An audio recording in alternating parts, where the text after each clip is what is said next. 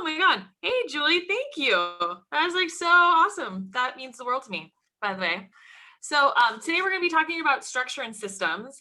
As most of you know, the pandemic, while it has been excruciating for us in terms of like volume and just bandwidth and then just overall mood, it's also showed us areas in which our businesses can be more digital, more automated, and then processes that need to be rethinked as we now have learned different ways to communicate.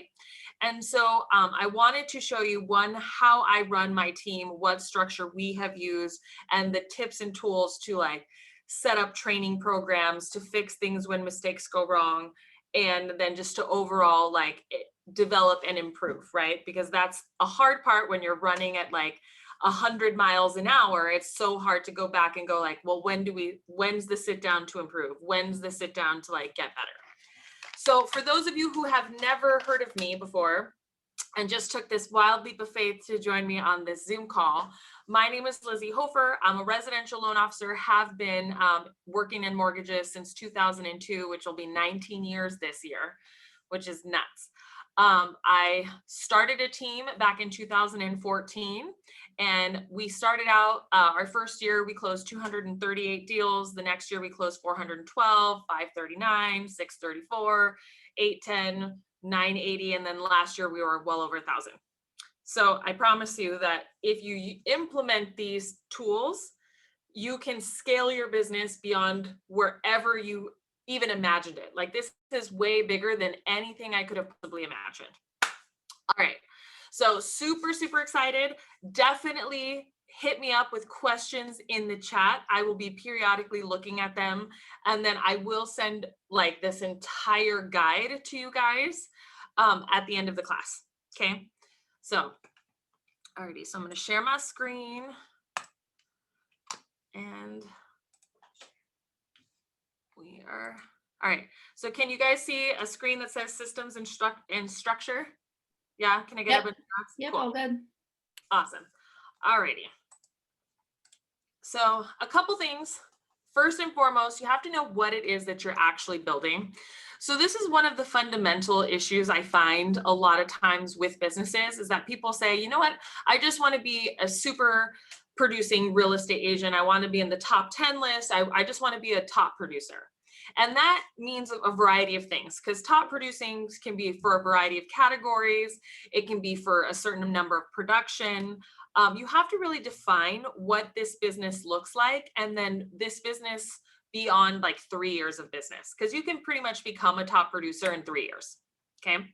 What are you building out 1 year from now, 3 years, and then think 10 years into the future, right? And I always like to reverse this. So I was like, what's the biggest kind of impact I could have in business? And then where would I have to be year 1, year 3, year 7, year 10 in order to make that happen? Okay. I want you to define it in terms of units and revenue. I want you to walk away with what you want your brand legacy to be, right? So like what people say about you when you're not in the room. And then you have to define really what product you're selling. So as this relates to what I have done, right? Because I'm going to explain it. So I help first-time home buyers. Okay. My biggest legacy is that I want to teach people how not to be poor through the investment of real estate, right? I teach them about budgeting, right? And my overall goal is to eventually have a business similar to Dave Ramsey's business, right? Like that's my big picture vision, right? But in order to do so, I have to have a team and a business that will cultivate a good reputation, notoriety in the public space, right? So I have like year 1, year 3, 7, and 10 year goals. Okay. So second thing you have to develop is core values. Now, core values are principles that you hire and fire by. If you have never fired somebody for the offense, right, it's just something that annoys you. Okay. So you have to define this, because this will become your customer service strategy as well as everything else. Okay. So next thing, so I have 5. Just realize that core value options, like I would not pick 3 as a minimum and no more than 5.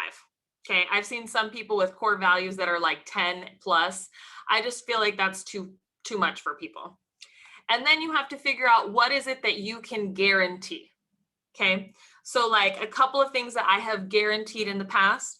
1 hour turn times for leads called, right? That's a value proposition. I pay people $500 if we miss a close of escrow, right? So it's an on-time close guarantee.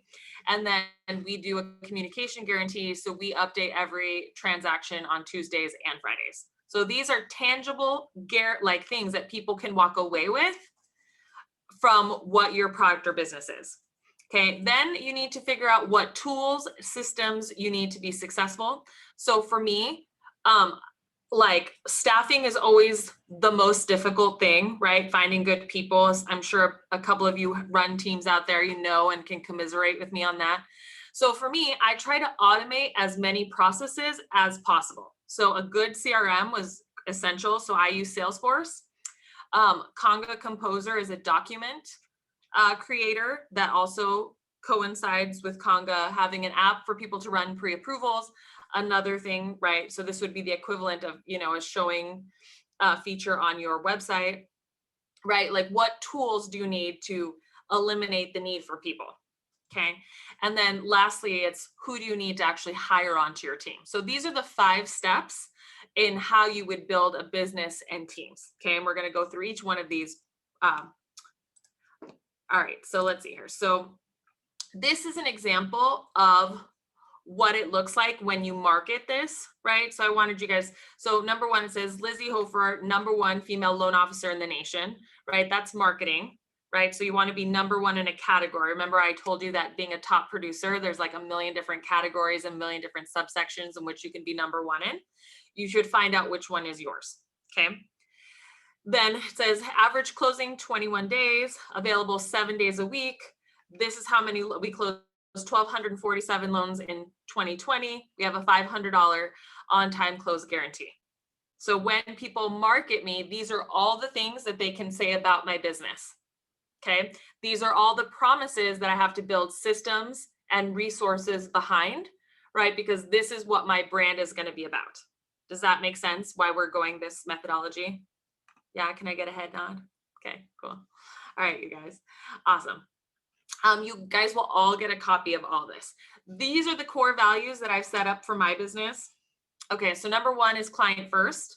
And these are all the rules, right? So like if I'm not around, right, my employees have to know how to solve problems. It's through your core values. When you're training people, when you're hiring people, you hire them based on your core values. I'm going to give you a couple of questions to ask during the interview process, but I'm also going to tell you how this applies to literally everything. So number 1 core value for my team is you have to be client first, right? What's in the best interest of the client? Like if we made a mistake, did it hurt the client? How can we make up for it?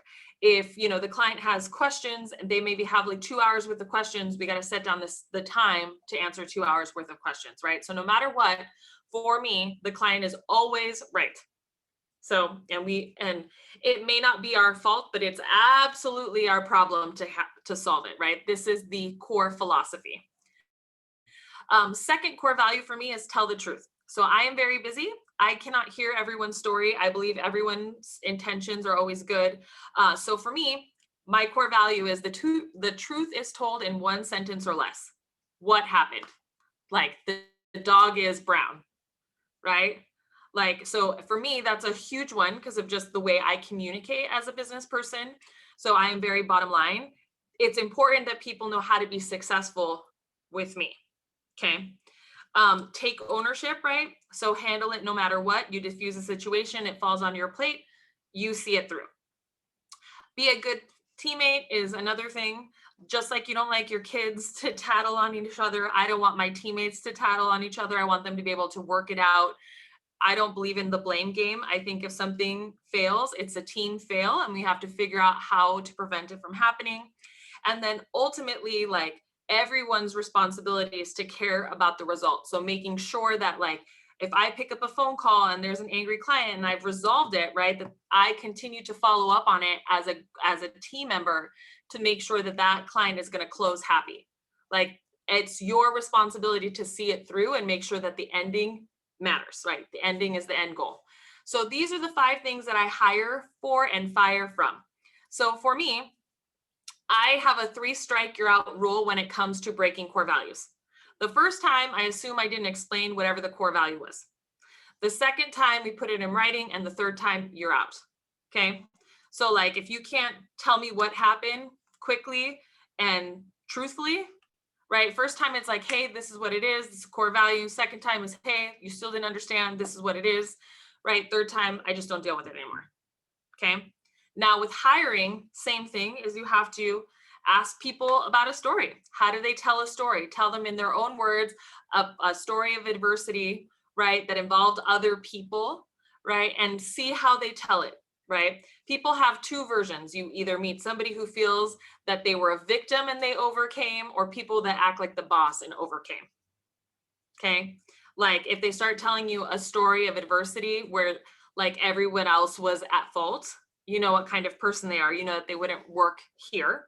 Second question I always ask people is to tell me what their biggest misconception is. Okay.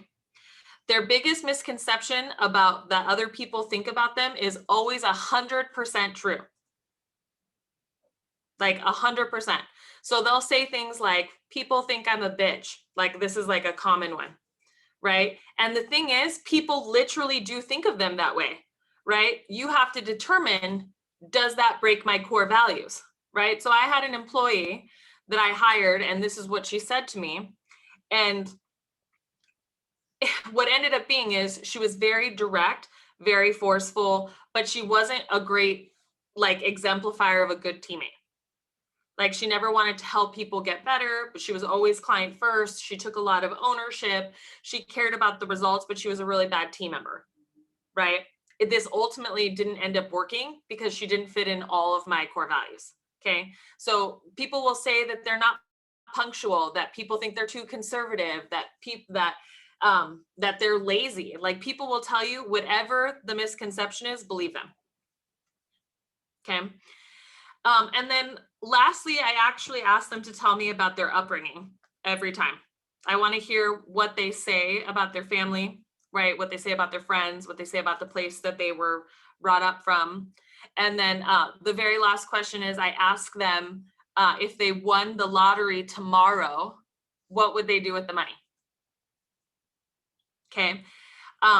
So people that say that they would buy themselves like a Lamborghini, for instance, versus paying off their parents' house, right? I probably wouldn't hire them, right? Because I know those people aren't going to put the client before themselves, right? I'm looking for like, how charitable are you going to be? What difference are you going to make? You know, how are you going to give back? I'm looking for gratitude. So those always tell you, and you can tell right away if they're going to hit your core values based on those questions. Okay. All right. So this is my team motto. Guys, it's always good to summarize what you believe in through a team motto that everyone says. We do a team chant at the end of our team meetings, a lot of it for camaraderie. But it says, we don't strive to be the biggest, we strive to be the best. When you become the best, you become the biggest, right? And I believe that to be 100% true, right? But people can understand like what it is that we are doing here. Okay, so once you've defined the kind of business you're building, your big vision, right? You've defined all of that. The next thing you guys have to start doing is figuring out process maps. Now, a process map, guys, starts off with a literal list of every single step in a process, right? So every single step. So depending on what you're trying to delegate, what I would first do if you are a solopreneur, I would do a time tracker, and I can send that to you guys if you guys comment in the comments below, and figure out every single task that is not money generating. Okay. And those are the first tasks that you have to start delegating. Okay. The easiest tasks first, because they allow you more bandwidth to then do higher income generating activities. Okay. So first and foremost, you're going to write down every single step in sequence. And then you're going to look at it, right? You'll probably have to do this like up to 3 times, because the first time you do it, you're going to forget a bunch of steps. The second time you do it, you'll add the steps in, but then you'll think like, why do I do it this way? I should probably do it this way. And by the third time, you've gotten a pretty decent list going. What I would recommend is then asking a colleague or an assistant that you already have, asking them to complete the system in sequence again, filling in the holes and gaps, and then discuss the differences in process. Okay. Once you've done it that way, it'll probably take you about 5 times. You will have a legit sequence of how to do it with training. Okay. Super important. You follow up a process map with visuals for training. So I have a process for training brand new LP1s, which are people that call applications, and it starts with a written application. So you can take a phone call and fill out a written application, right? You have to learn and master that specific step. Then once you've done that, then you fill out a green light checklist, and then we learn the next step and the next step, right? So it has to start off with like, where do these people begin? And I'm going to show you what a good process map looks like next, right? So again, write down each step, review and improve, implement 3 times, give to a team member, review changes, and add automation. So one thing too is when you're going through all of these things, figure out things that will, so I know I have some loan officers on this. So a lot of times we end up having to send out like a number of pre-qualifications because different agents will want a different amount per every offer. Well, there's software like Establish, right, that allows you to max qualify somebody and then gives access to the real estate agent to maneuver all of those calculation amounts. Like that's a form of technology that will take some work off for you or your assistant, right? So there are things that you guys can do through technology and automation to remove job duties from people. And then I review every process map, right, every 90 days. Right? Just to see if there's any changes. Do I see any like specific issues with the process? This is an example of what a process map looks like. Let me go back. All right. So this is a life of a loan for us. Okay. So it starts off with my sales team, right? And I have a fairly large team, but like depending on where you guys are at, you can add or adjust. Okay. So it says what my sales team, my first part of the process, everything that they are responsible for. Okay. And then I have my second part of the process, everything they're responsible for. Okay. Then my third step, everything that they're responsible for. Everything above the yellow line is considered sales. Okay. So this is 100% my responsibility to manage. Okay. Once it gets below the yellow line, this is my processing operations. And I work heavily with my processing and operations on what I think is their responsibility. Okay. And if you look at this, I give timelines for every single metric that has to be managed on my team to make sure that the process is successful. Okay. When I give this to people, there is a clear expectation from sales to closing where everyone's swim lanes are, who's responsible for what, like how long do they have to do each task, right? And then if something is broken in the process, we can say, okay, well, it started with the LP1 or it started with the PAM or it ended up here, right? Couple of things to really be a note of if you're a real estate agent or a lender. If you do not have a conditional loan approval, 13 business days, so not calendar days, so not including the weekends, so 13 business days prior to your close of escrow, there's a high chance that you are going to be missing that COE date. High chance. Okay. So they're super important timelines. These are the ones that I have defined as being super important, right? So it goes processing, then it goes to closing team, and then it goes to marketing. Okay. So from the start of when I get a lead to when it closes, right? So when it closes, I have everything mapped out with who does what. Okay, this is how you do a process map. But again, like I said, it starts off with, okay, we need a full application. We need DU. This is the needs list, right? So this is just an outline, right? Again, coincides with quick timing, right? Client first guarantee, etc. Like all of those guarantees are why we have all of these timelines, right? So that we can hit that closing. Okay. All right. All right. So first things first, you have to figure out where you guys are having the most pain. So if you're solo, it's going to be admin. If you're not solo, it's going to be in leads. Okay. So I always start with what generates the most profits. At the beginning, you generate most of the profits. So in general, you have to be responsible for generating more deals. Like once you have the admin stuff taken care of and then you're still at capacity, now it's training somebody else to help deal with leads. Okay. And so a couple things that you have to know: how many leads are you getting per week? Okay. What is your conversion on those leads? Okay. What is your current process on those leads? And like, so it's lead to conversion. First of all, lead to contact. So who picks up the phone? Lead to conversion ratio, lead to close. Those are the metrics that you need to see. Okay. You also need to anticipate for your level of fallout. Okay. The reason that I want you to do this is because you need to figure out you're going to be the highest end of your scale, just bottom line. So like my conversion in leads, honestly, is like 78%. It's super high, right? One, I don't get as many leads as everyone else. So there's that. But two, I have developed processes like if I get a lead in one day, I've probably called them 4 to 6 times. And it sounds like a lot, but like I call them because I know I have so few time after that I've got to get them on the first time. Like I've got to get them the first day. So I do that. I also ask better questions and I'm more aggressive, quite frankly, because it's my lead, right? So just know that whatever your performance is, your assistants are going to be like 70% at best, your performance.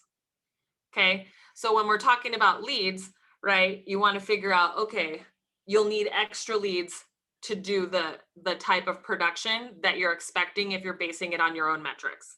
Okay. So if you base it off 70%, then you'll know how much more prospecting to do, how much more lead gen. Okay. All right.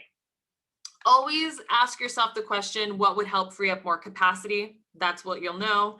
And then here's the 5 C's of employee expectations. Okay. So it's 1, core values. Like I said, you have to be consistent in the process. If you do not follow your process, your employees will not follow your process. Okay. Period. The end. And then you have to have ways of communicating when things don't work or when they're having roadblocks. So I'm going to show you what that looks like. And they have to be crystal clear. So people can only handle 3 job duties, period. Write that down. If you don't have an assistant, 3 job duties. Everyone expects that they're going to find a jack of all trades. And to be honest, a lot of us end up finding that in our very first assistant, or our first assistant becomes that because that's what the need is. Because most of the time we're like chickens with our head cut off. And if you're a good swimmer, you're going to swim and thrive in that kind of environment. And if you're not, you'll run through a couple of assistants. But your first assistant generally can do most things. And then you'll want completeness, which just is a fancy word for quality, right? Like we want quality work. What does it look like from start to finish, right? So, all right. So I said this 60 to 70%, which is what you're going to base your metrics on. All right. So getting a team to do your job process, like I said, it has to be specific and measurable, which is why we just talked about metrics. So just so you guys know, on my sales team, we get about 100 leads a week. Our minimum metric for conversion is 42%, but they get bonus when they're over 50. Okay. So I have a below the line metric and I have a top of the line metric. Okay. The average conversion for a mortgage team, just so you guys know, is 35% on leads. Okay. So mine is already more aggressive, right? Because I don't want to be mediocre. Remember, I'm going to be the best. Okay. Now, you want them to specifically have 3 job duties. So my salespeople, their job is to take a complete application, request the needs list, fill out my checklist. That's their job duties. That's it. My pre-approval team supposed to run DU, qualify a loan program, doing a TCA, right? And do a needs analysis with the client. That's it, right? And that also involves locking loans, by the way. And then my processing team is they're reviewing an income calc and submitting a loan to processing, right? Like it's not like tremendous amount of things that they have to do. And it just has to be super specific. Just so you know, our processing team can close. They have a mandatory requirement to close 15 loans a month. They're bonused again after 20. And then we require them to have 25 loans in their pipeline at all times. Okay. All right. Once you've figured out what job duties each member of your team is going to have, each like process of your team is going to have, you have to create reports so that you can check and balance. As the boss, you are required to check these reports daily. It's part of the consistency. So one thing that I see people go bad with, truthfully, is that they don't check their metrics and they don't hold anyone accountable. So if you have metrics and performance and you're not checking, you will confuse your people. If you have processes that you don't follow, you're going to confuse your people, right? If you turn in as the leader crappy work, you're going to confuse your people, okay? So you just have to live and breathe all the stuff that you're teaching them.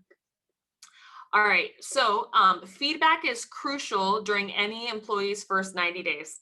They're going to give you the best feedback on your training, on your systems, and on their overall performance, right? So within 90 days. So I think that it personally takes 200 loan applications for an assistant to be really like knowledgeable about loans. Okay, for real estate, you know, I think they have to do 9 transactions before they've really got the grasp, right? Now, all right, so getting feedback, super important.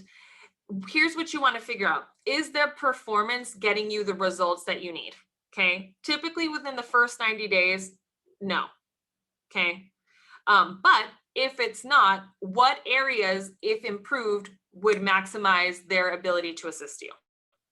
Okay, I find that after 6 months of an employee being on my staff, they are very, very helpful. But the first 90 days is like horribly painful. It actually always takes us back a step. Just so you guys know that, to set right expectations. You will never have enough time to train somebody, and you will never like see immediate ROI unless that person is like a unicorn like Sammy. Yeah.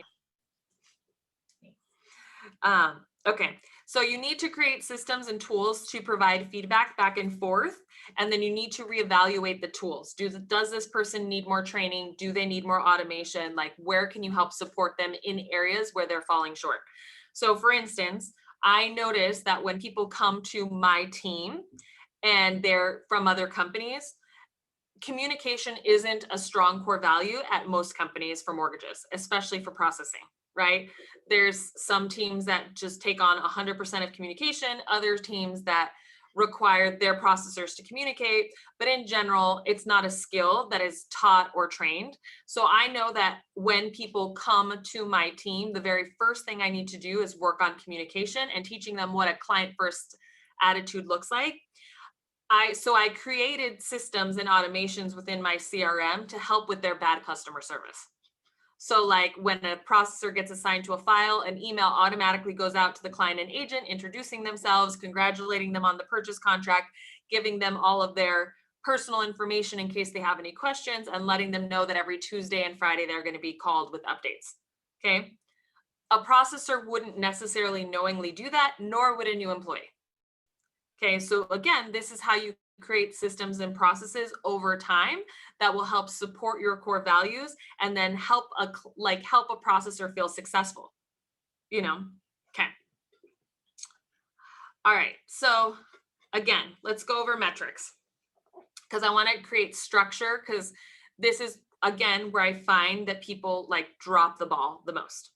So one, you need a whole entire status report on each leg of your production plan, okay, or each leg of whatever you're trying to create and manage. Okay, and then you have to set a meeting around like new initiatives for the week, right? new things that need to be dealt with, any housekeeping, any updates of any kind, right? So I have a Monday meeting that does just this. We go over the biggest hurdles of the week, we go over the biggest initiatives, and we give a status update of where we are based on the goal for that month.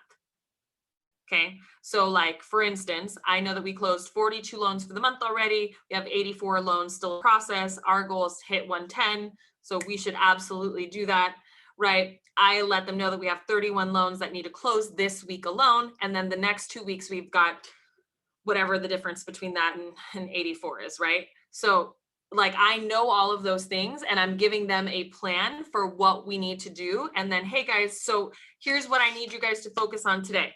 Okay, any refinances between now and the end of the month have to be dealt with between now and Wednesday, right? These are metrics I'm giving them, and that comes from me. Then I also have a meeting with managers, and this is like when you get a bigger team, but I always have like 2 or 3 key people that tell me what processes are broken or give me feedback from the team, right? Like your team members are going to complain about your systems and you, just so you know. And so long as you are willing to accept the feedback, you can actually learn really great things about your business and improve them. And as you remove roadblocks for your people, they'll trust you and work harder for you. And then, so I have the managers meeting also on Monday. And then here are a couple of meetings that I don't do, but like as a single person, you're going to want to have these meetings with each person that's on this. So like I go through all the leads at 9:30 every morning. And I'm like, okay, here's the plan for leads. Okay. At the same time, my pre-approvals team saying, okay, these are the deals that need to be done. And then I have a pipeline meeting with processing every day to go over timelines, what files are not hitting the timelines. And that's all I look for. I never talk about loans and close of escrow. I just try to find out loans. So I believe a first in, first out is the best way you can manage your pipeline, period, at the end. I know most people manage their pipelines based on close of escrow. If you want to live in chaos, go right ahead. That's like the worst way. You will always be whack-a-moling all of your emergencies. So first in, first out. So the reason I have a meeting first thing in the morning is because I want to make sure that we are working as efficiently as possible. Okay. You'll notice that I have another meeting at 2:55. This is a fact. 2:55 is literally the most unproductive, unfocused time of the day, period, at the end. It's the time when doctors make the most mistakes. It's the time for most car accidents, believe it or not. People are just not paying attention because it's the part of the day when people get zoned out. So I always break it up with people grabbing a thing to drink, doing a huddle, and then we figure out what loose ends still need to be tied up before the end of the day. Okay, at 3 p.m., you basically have 2 hours to knock out whatever the priorities were from the morning that are still not done. And then you can reallocate people's projects based on capacity at that point in time. And again, if your core values are about helping the team and caring about the result, sharing workload should not be an issue. Okay. This is also a way for your team to feel supported. All right. Okay. So as the leader, eventually you're going to have a sub leader. So somebody that you might call a team captain or a team manager or a pipeline manager, whatever. Eventually you will have a right-hand person. Just so you know, their number one job is to take the temperature of the team and make sure that roadblocks are constantly removed. Okay. Because your number one focus, I promise you, will always be on generating more deals. Like if a customer calls and says they've got a $2 million deal for you and it's in the middle of whatever, you're going to step outside, take the phone call in the bathroom, do whatever. You will always drop whatever is important for sales. That's how we are as salespeople. That's why we're so good at generating business.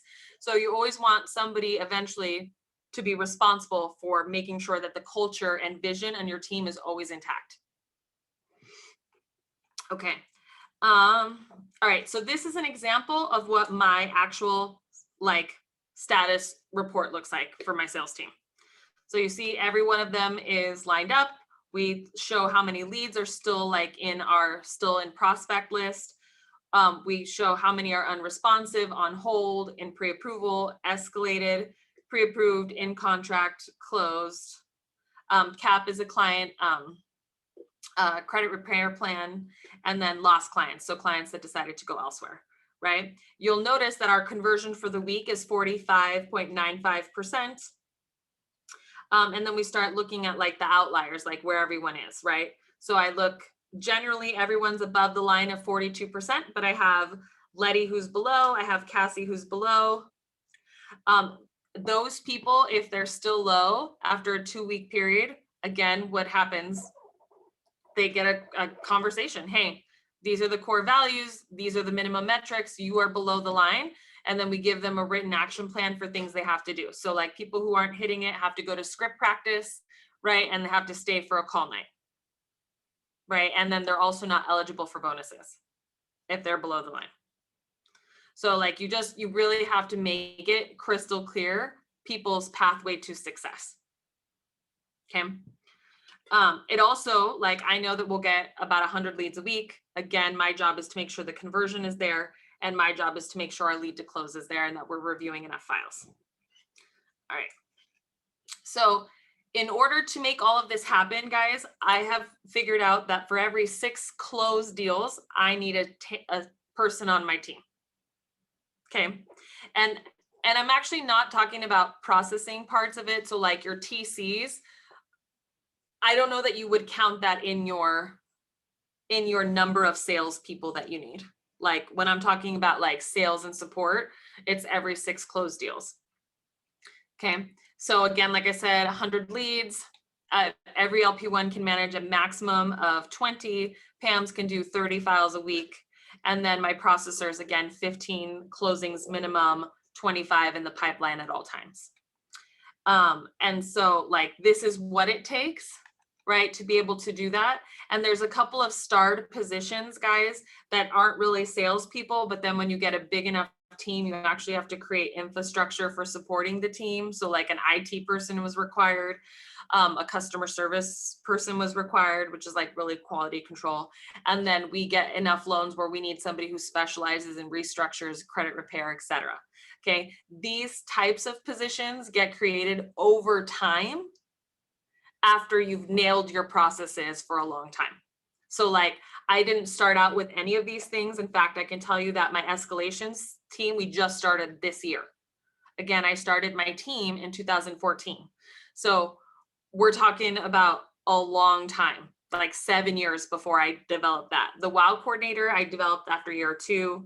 Our IT manager, I developed it after year 4. Okay, so just know that like, when you're creating people, they still have to fall under that like whole 6 closed loans thing. So we have to be able to their positions have to create enough efficiency where they're not just a cost burden. Okay, because at the end of the day, like the biggest killer in profitability is staff. Okay, so like you can't have processes that make you unprofitable. You can't have people that make you unprofitable. Okay, I hope that point is like really hammered in. Okay, so I'm not going to bore you with all of what everyone does, but just so you know, like I have a list of what everyone's job responsibilities are, and everyone on my team can review it at any time. Okay, so, and I'll give that to you guys so you can see that. This is an example of an agenda. So when I go and have a meeting, I have an agenda 100% of the time, so that I can be super clear and that we can get through our meeting. So you see, it's always about the current pipeline. Then we go into housekeeping issues. And this was like, just so you guys know, this is like my legit Monday agenda. I think we just, but it's like literally like we're talking about the new 1003, take a nap, no bad news on the first call, right? Because this again was something that my team was doing. You will not have time to process while you learn a new system, right? So I'm just saying, hey, take the application, right? People were freaking out because we got new stuff. Rates need to lock up front. We're in an updated rate environment. Better handoffs, make sure that our e-consent's done, right? These are all things, these are all roadblocks that I'm seeing from different members of the team, right? And we're handling them. And then we go over metrics. Again, how did we do for the week? And then at the end of every meeting, guys, because as leaders, I'm not very good at dishing out compliments. I am exceptionally good at dishing out criticism though. And unfortunately, because of that, I have to schedule my compliments. So every week at the end of the meeting, I go through and give as many acts of awesomeness as I can, right? People know that weekly, they're going to hear that I am super appreciative of them. And I also schedule in time when I send out gratitude emails. A lot of you guys are going to be high D personalities. If you know that you are a D personality, 100% schedule in your gratitude time for paying like compliments to your employees. Okay. All right. Again, this is my manager one. We talk about updates on projects, action items, additional items to go over for team members. This one, guys, this is our weekly scorecard. This is probably, once I did this for systems, this actually was such a game changer to my business. So on everyone's scorecard, it has their minimum metrics for the team. Like, you know, this has to be updated, Sammy. This says 40 to 50 leads a week. So at one point in time, I used to make my I only had 2 LP2s. I made them manage 40 to 50 leads, and our conversion was much lower than 42%. Okay, like I said, at first you do what you got to do. Right, it grows with time. The expectations become more realistic once you have more people. But I measured them on dials, apps per week, 42% conversion, 65% conversion in in-person appointments, right? We don't do in-person appointments right now because of COVID. So, but these are things. And so we grade them on a variety of things that we would like for them to do, all of the above and beyonds, right? So getting a referral from a client would be like a yay, right? So I teach my team that if they want to be layoff proof, that they better bring value to the team, right? If you bring value, you bring leads, you bring revenue. If you're a liability, you bring me problems and you just do your job, right? So everyone knows, like, I want everyone to be valuable. Okay, so we grade them on that, and they give us their biggest win, which ends up going into an acts of awesomeness typically, and their biggest challenge. And then one thing that you need from your manager to be successful. We discuss all of these in our manager meetings. I get the best ideas for automations, the best ideas for improving my process, and I find out when I have personnel issues, because I will see, you see a rhythm in feedback. Right? All of a sudden, I'm like, oh my God, this person is not responding to phone calls. This person, you know, consistently does not complete his whole roadmap. This person, blah, blah, blah. Like, it is so important. And you can also tell when a manager isn't removing roadblocks, because you'll see it there too. It'll be like, they give you a biggest challenge, and one thing that you need from the manager is nothing, because they don't believe that the manager will do anything. Okay. So it's super important that you guys have something like this. Again, you guys will get a copy of this. I 1000% think that you should fill it out and they should fill it out. One really important thing is, like, when people fill out for themselves that they're not hitting their metric, it like really improves their performance for the following week. Okay, without me having to say anything. All right. Now, here's the thing about systems. Right? A lot of you guys struggle with wanting to develop a team primarily because we're fearful that somebody's going to mess something up for you, right? They're going to make a client mad. They're going to make a referral partner mad. They're going to miss something that's going to be very costly. So I want you to understand right now that you only work with human beings, and human beings make mistakes. So 1000%, the only type of business you can create is one where you expect and anticipate problems to happen, and that you give everybody the ability to fix the problems, because they will fix them better than you can ever imagine. So for me, everybody on my team, every single person has, like, without like having to get approval, $500 that they can use to make something right. You know, like if we've messed up on something, we need to issue a lender credit, they can do it to make it right if they know it's a client issue. You know, that's an easy way for people to relieve stress, and then they'll just let you know that they've handled it. Okay. Every time that they have to do it though, they have to fill out something called an after action report, right? Which talks about why it happened so that way we can prevent it from happening again.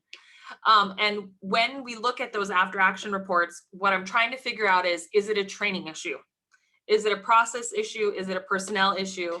And sometimes it's just a human issue. I don't ever care about human issues. We're not robots. If you were multitasking and you messed up, don't multitask, you know? But again, it's super important that you see these things. Training issues are easily fixed. Process issues, like I said, easily fixed. If it's a personnel issue, again, like I said, it's 3 strikes, you're out. I don't keep people on my team that don't fit in, but I also have rarely had to fire because my expectations are so clear. Like I can't, I can remember the last person I had to fire. It was almost a year ago. Yeah, but before then, I honestly could not tell you the last person I had to actually fire. Okay, so super important. So again, verbal warning that are always followed up by an email, guys, and then written warning, and then you're out. And guys, when you have that kind of policy, by the 3rd time, all you have to say is, you know why you're in here, right? And they're like, yeah, do I pack up? And you're like, yes. And that's it. Okay. Other thing, guys, so that we talked about the after action report, I have what's called an I'm sorry program. So every single time we do something wrong, we have like an exact program to handle it. So we get a call from somebody in management to apologize for the event. We send a small gift out. We follow up 30 days, 180 days, and then 365 days. So like 3 months, 6 months, a year afterwards to let them know how we're improving on the process. And we put them up on our birthday program. We love on them a lot. We do find that our most loving, loyal clients, many of them actually were on the I'm sorry program. And it just honestly, like, I can't even tell you the relief it gets to a referral partner to know that you 100% take care of issues. Like 100, even issues that aren't even mine. Like if a client's upset, I handle it. If I know that they're upset and I'm involved in some way in the transaction, my goal is to make sure they're happy at the end. Okay. All right. So this is an example of what an after action report looks like. So you guys will get that. But basically it's like related contact, how many team members were involved, what happened, what didn't work, how was the client impacted, were the buyers, agents, sellers impacted, the team impacted, was your team member involved in the solution, were they notified in a timely manner, what was the solution, was Lizy kept in the loop, because this is always a thing, like and then any tools or resources needed, and then the manager fills it out, and then our WOW coordinator is notified of an I'm sorry program person. Okay. I also included a red light, green light checklist. So this is like one of the most essential things I ever created to help new team members learn how to do a process. Just so you guys know, this is a complete list of every mistake I have ever made on a loan ever. Like, here are every mistake I've ever made on a loan, and I created a checklist and add to it when new mistakes happen. But it's just like super helpful, and it tells you when you can stop. So there's that. Also, a communication point, one of the biggest pain points with teams is a lack of communication from one process to the other. So you saw how everyone knows what their job role is in the life of a loan. So we also have a document that lives with the life of the loan, and it's called our processing roadmap. So it starts with our LP1 initial person, right? Main point of contact. We qualify the client's personality profile. We identify their motivation in moving. And then we start to qualify the client. Quite frankly, what did they ask us to do? What things have happened? What type of income, right? And this actually lives in our CRM, but this is what it looks like when it's printed out for a processor. And then they can get all of this information and know, but also it helps us do a complete job on the file. So that way, when the LP1's done with the file, it's complete for the PAM, which is our pre-approval manager, and it should be complete for our processor. So who makes it complete for our underwriter? Okay. The biggest complaint that people have in real estate transactions is all the back and forth, all of the miscommunications, too many hands in the pot, right? Having to duplicate requests. Okay, all of that is so difficult for people. So creating a living document that follows your process, that everybody uses the same exact document, like literally the same one gets passed down from person to person. It like eliminates most communication issues and sets the right expectation for every department. I find that files that have any issues, it's because this was not complete. Okay. Okay, so I know that what I've just gone over with you is like literally 7 years of me developing a team in like 58 minutes. So I understand this is overwhelming. Okay. So I just want to start with, you start with leads, number one. So if you're a solo person, start with admin stuff. How do you free up leads? Okay. Then you start with leads. Then you go into operations. Okay. I promise you more leads will solve all of the rest of your problems. Okay. That it doesn't solve your stress problems, but it solves your business problems. Okay. So that's why we start there, because it's literally the most important thing. Then you go into ops, then you go into marketing, then you go into, I'm sorry, social media, training, hiring. Okay. In that order.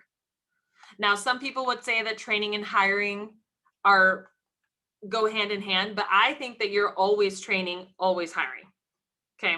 But you perfect those systems after you've figured out the rest of this. Okay. And it will never end. You are always going to be improving. You're always going to be adjusting. You're always going to be super flexible. Like, this is just the way that it is. Okay. So don't ever have expectations that as soon as this happens, you won't be doing it. Because I promise you, your business grows. Like, you get better, the business gets bigger. And so it will always be that never-ending hamster wheel, which is why you got to just accept it and build processes behind it. All right. So I'm going to stop sharing and let's answer some questions. Ooh, we've got 9 questions. Okay. Okay. Green light, red light is just like an actual PDF document. And so it's not an Excel, but you saw it. Okay.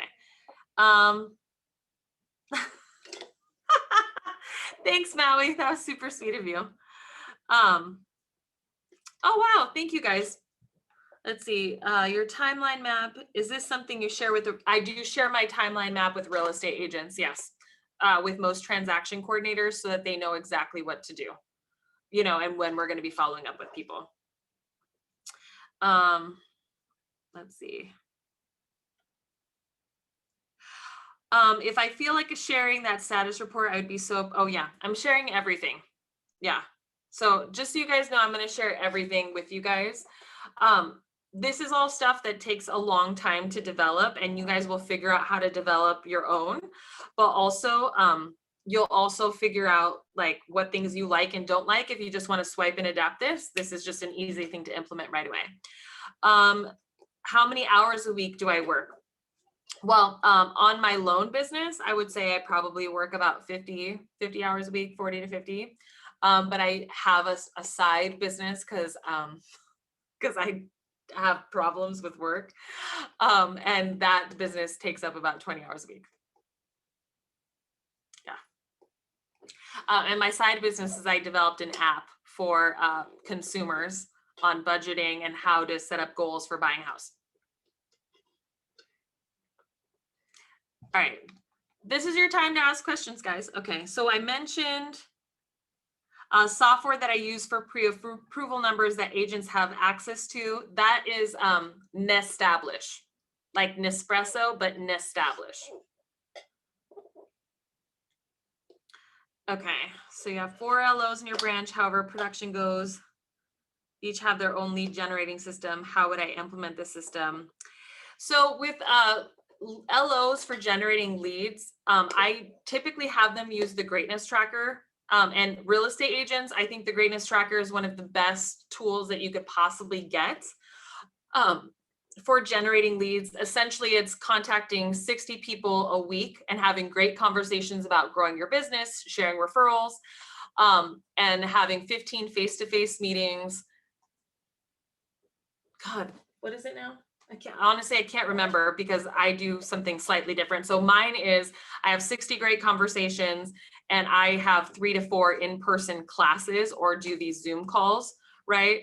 I send out a weekly email and then I have 3 to 5 social media posts. But that's what I would recommend for loan officers or real estate agents originating business. Okay, top tools that I find are best tools for realtors. So best tools, honestly, for real estate agents, truthfully, you need an IDX website. You need a good CRM. I like Follow Up Boss. Truthfully, that's my favorite CRM system. And then you need to have a consistent strategy for prospecting and marketing, right? And then a really good time block. So essentially how it works, guys, people make the best decisions in the morning. So you actually want to prospect first thing in the morning. You actually want to call and follow up with people on decisions first thing in the morning, right? Because they're more likely to answer the phone and say yes or no. Okay. So I would do prospecting first, problem files second, showings and open houses and stuff in the afternoon. All right. Let's see. How do you establish lead handoff without clients feeling like they're a number? I mean, we just explained that our whole process is about an assembly line and that there's 3 people involved in their transactions. And so like, first and foremost, you have to be able to sell your process and why it works. Otherwise, people will just feel like a handoff when they're just passed on to the next person without the proper introduction. So we say up front, hey, there's 3 people involved in your transactions. Here's how it's going to work. I'm going to take your application. Consider me like the nurse for the doctor. Like I'm going to take all the details. I'm going to get all your wants and needs. I'm going to get everything set up and they're going to diagnose you with the right loan product, right? They're going to go over all the numbers, all the things. And then the company itself, they have to make sure that everything is like perfect for insuring. And they have a loan processor that will help guide you throughout the loan process. They work very closely with our team. You know, they're going to be super responsible for communicating with the underwriter. And here's what that looks like, right? So if you do the right handoff and everyone introduces the next person, they'll just think it's part of the process. How do we suggest handling a lender who's behind on the timeline and doesn't meet a closing date? How can we put fire in them to close timely? So I would set up a call with them twice a week to follow up on your pipeline and let them know, hey, like I would take this timeline and say, hey, if my leads can't be processed under this timeline, I have to find a different relationship. But if you know these and give this to your transaction managers, guys, and they know when to follow up with a loan, I promise you, like loan officers hate to look bad. The second you guys start following up might be the first time they start following up. So if your transaction managers are on top of their shit, so will your loan officer. Okay. Okay. Oh, you're on the seller side. That sucks. So I would demand an LSU twice a week. Yeah, Karen, your hair looks awesome. I also kind of thought the same thing. Great hair, girl. So in order for the volume to go to you at the time you hire the LOs, I don't hire loan officers who are originating their own business. So if they're originating their own business, all of that stuff is under their name. I don't have people originate under my name. So it depends on how you want to do that. I specifically though, like want people to help facilitate the leads that I bring in. So that's why we have an assembly line process. So it just gives super consistency to my referral partners and to my clients. So that's what I want. I don't recommend having people originate under you because you don't know what kind of promises they're making. I don't know. I can't get my head around that quite yet. So unless you set the expectations right up front on what you expect and how they're going to be selling, I personally wouldn't do that. I would maybe manage them and get an override. All right. All right. So I think we are officially at an hour, guys. So I super appreciate you guys for tuning in. I really appreciate the questions. If you guys need anything additional, you can reach out to me on Instagram or via email. You'll get a copy of this slide deck, and I really appreciate you guys for coming. So appreciate you guys.